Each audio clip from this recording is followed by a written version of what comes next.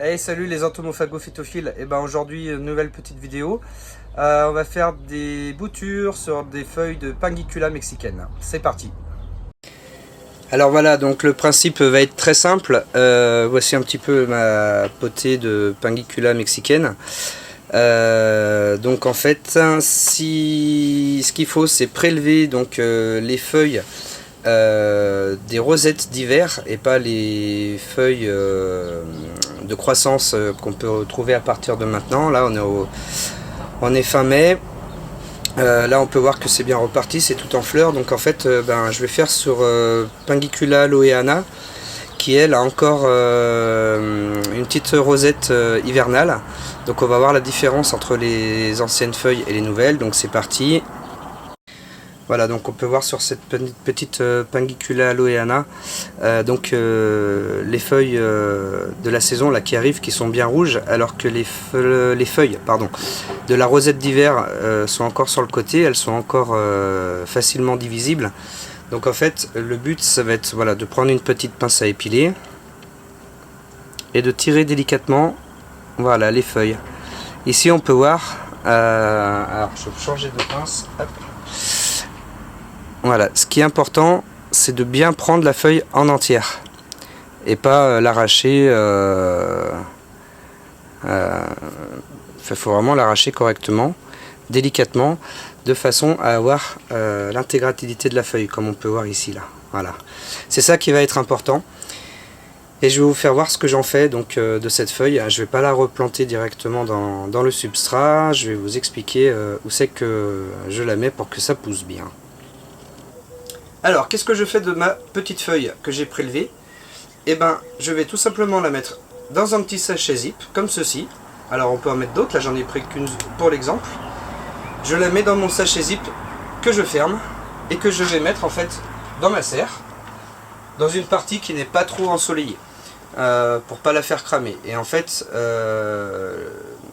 à l'intérieur, il va se créer une forme d'humidité qui va faire que du coup il va y avoir un enracinement, et je vous fais voir ce que ça donne au bout de 2 mois.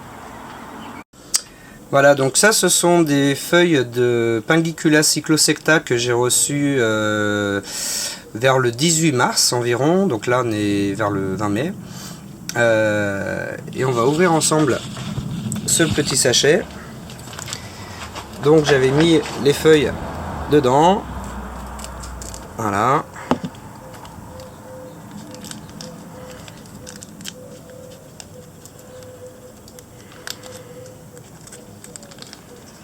Donc on peut voir qu'il y a pas mal d'humidité. Alors,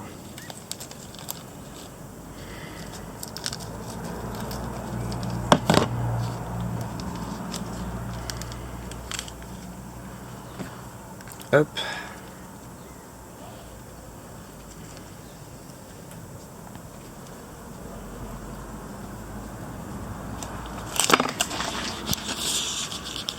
Hop là. Voilà, donc je vous fais un petit plan sur les petites feuilles de Pinguicula cyclosecta. Alors, sur les 3, bon, il y en a une qui n'a pas fait grand chose pour le moment, mais la feuille va très bien, donc ça peut encore arriver. Ici, on a un début de reprise ici avec un système racinaire, et celle-là qui a bien, voilà, il y a déjà des feuilles, donc une bouture très réussie. Et je trouve que cette méthode est beaucoup plus rapide que quand on fait des divisions et qu'on met directement dans du substrat. Là, il y a vraiment un taux d'humidité qui fait que ça se plaît. Donc maintenant, on va aller voir quelle est la suite des opérations. Donc voilà, sur ma petite potée, j'ai préparé un espace d'accueil pour Pinguicula cyclosecta. Donc j'ai enlevé un petit peu la mousse, histoire que les racines puissent bien se former directement dans la tourbe. Donc là c'est un mélange pour Pinguicula mexicaine, hein. Il y a à parts égales de mémoire de la tourbe, de la perlite, de la vermiculite, de la litière non agglomérante, calcaire donc. Voilà, je dois oublier peut-être une petite chose ou deux, mais j'avais déjà fait une vidéo là-dessus, donc je vous laisserai voir la composition exacte.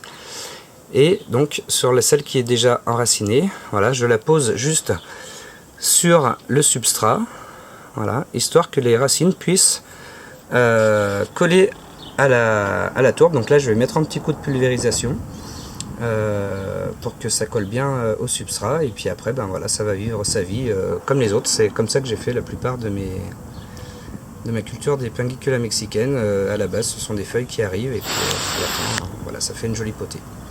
Voilà, j'espère que cette vidéo vous aura plu, et puis à très bientôt pour une nouvelle. Ciao.